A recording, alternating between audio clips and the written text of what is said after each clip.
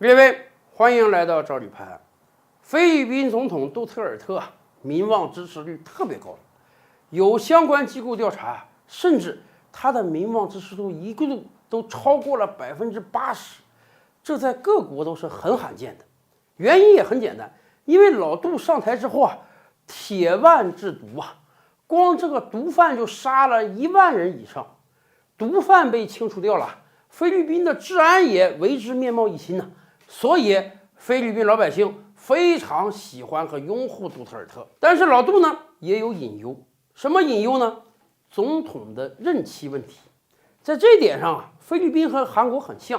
韩国规定总统只能干1届5年，不可以连选连任，一个人一辈子你就干这一次吧。菲律宾呢时间稍微拉长了一点，说这个总统1届任期6年，但是也不可以连选连任。所以2016年就职的杜特尔特呢，再过2年多的时间，2022年就要下野了。即便他拥有超过80%以上的超高支持率，韩国总统下台之后我们知道没有一个有好下场的，所以老杜也得防着呀。尤其是他的副总统跟他还不是一个党派的，很有可能未来副总统要去选总统，选上之后清算他怎么办？所以其实早在1年之前菲律宾就酝酿要修宪有没有可能修改这个宪法？当然了，这个修改宪法的范围很广，不只是总统任期这一项，但是其中就包括对总统任期的讨论，说有没有可能把现在这个1届6年不可以连选连任呢，改成跟美国一样1届4年可以连任1届。这样的话呢，是不是连任总统的任期更长，能够更好的推动自己的政策呢？但是虽然菲律宾执政党有这个想法，而且在今年上半年的中期选举中，菲律宾执政党是大获全胜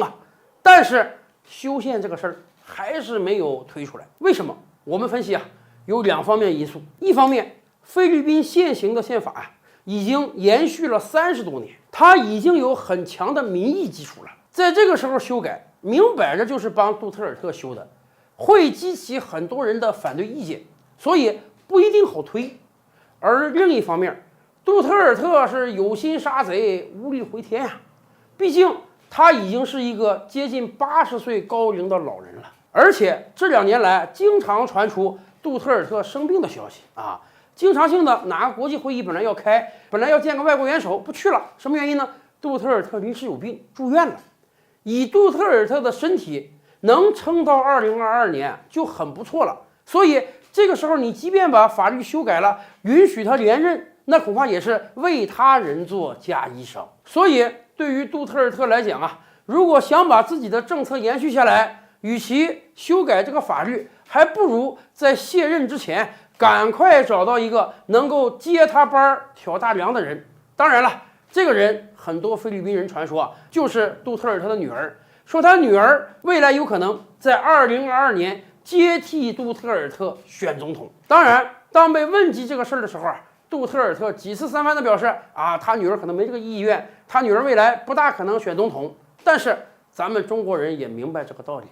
枪打出头鸟，毕竟2022年还没有到来，在此之前贸然的很早的就宣布女儿可能来选总统，反而会让他受到很多攻击，所以杜特尔特只能一再的否认。但是对于杜特尔特来讲，如果想让他的政策能够继续延续，避免韩国前总统们的覆辙，找对接班人真是很重要更多大千世界，更多古今完人，点击赵吕拍案的头像进来看看哦。赵吕拍案，本回书着落在此，欲知大千世界尚有何等惊奇，自然是且听下回分解。